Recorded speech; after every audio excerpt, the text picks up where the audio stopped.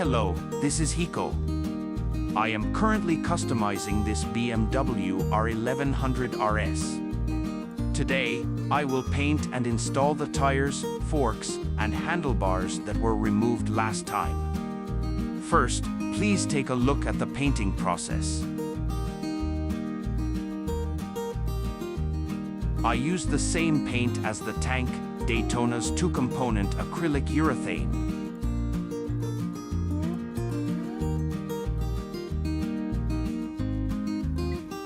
I like the finish, which has a texture similar to the original. I will attach stickers to the painted forks. I will apply silicone grease to the rubber parts. I will decline to use these stickers because they are easily purchased from Saya, which is also used on many domestic cars.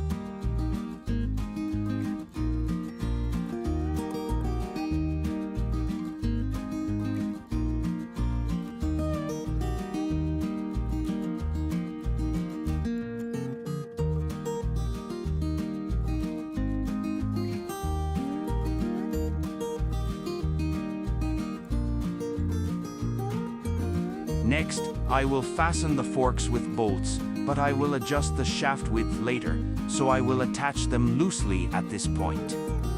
I will temporarily attach the shaft in this state and check that the width is 165 millimeters. When installing, the shaft must be able to be inserted and removed smoothly. Before attaching the inner tube, I will put 470 milliliters of fork oil on each side.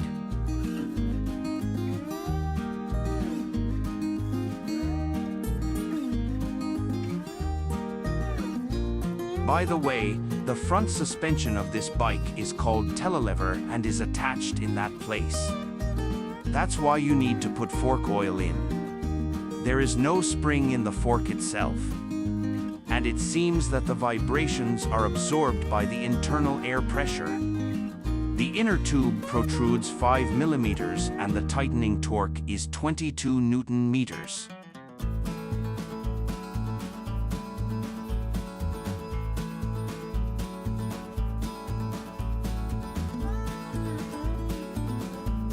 The air bolt is 18 Newton meters. The outer tube is 22 Newton meters with a thread locking agent. I used an aluminum angle to check the parallelism of the fork and made sure it was rattling. Next is the fender.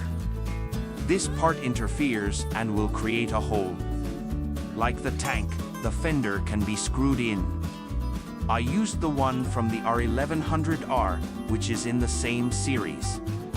The cut is a bit messy, but I think it's fine because it's a part that won't be visible at all. You can't see it unless you remove it.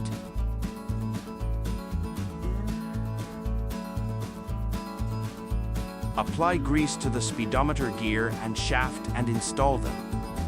Here too, I made sure the shaft went in easily before installing it.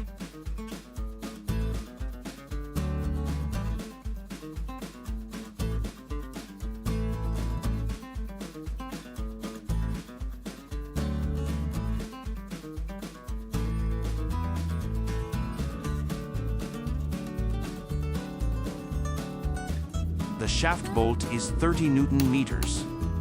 The clamp is 22 Newton meters. It's not in the service manual, but the axle shaft only has a clamp left, so I stuck a split pin in to prevent it from falling out. I know it's fine without it, but it feels more secure.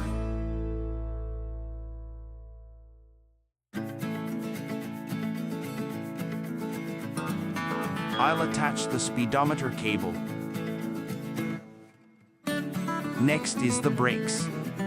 I'll attach the pads and fit the discs. The toothbrush was as difficult as solving a puzzle ring, but I managed to get it on. It was so difficult to fit that it was traumatic, and it's a job I don't want to do again.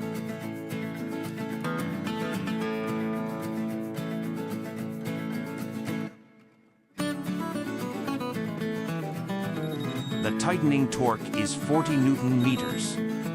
The ABS sensor is adjusted so that it is 0.45 to 0.55 millimeters before being installed. The tightening torque is 4 Newton meters.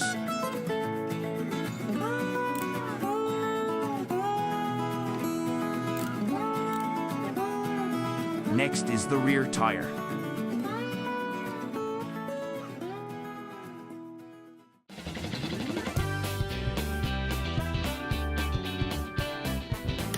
The rear tire is 105 Newton meters.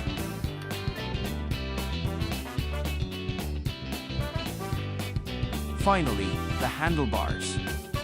I'll use the top bridge where I filled the holes with putty the other day to replace the handlebars for the R1100R. I clamped it with a metal plate of the same size and fixed it in place.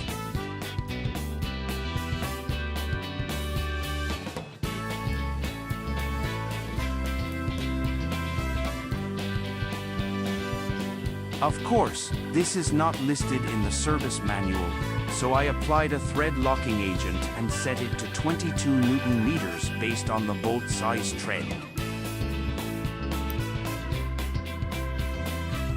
The other side was firmly fixed like this.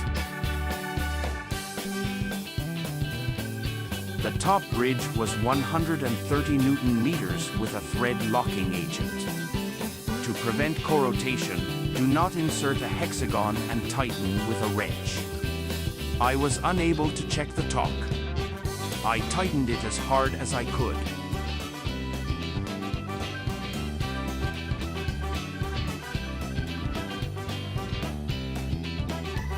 I hid the nuts with the BMW emblem and it's finished.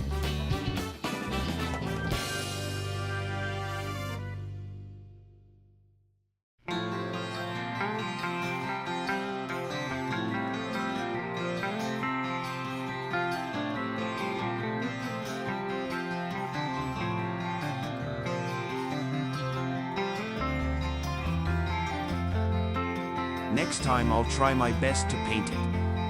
I'd like to transplant the pump into the tank for the R1100R. I'm not sure if I'll paint the engine further down the line, but for now, please leave it there and I plan to finish it shiny and cool, so please don't forget to subscribe to my channel. Thank you for watching. Look forward to the next one.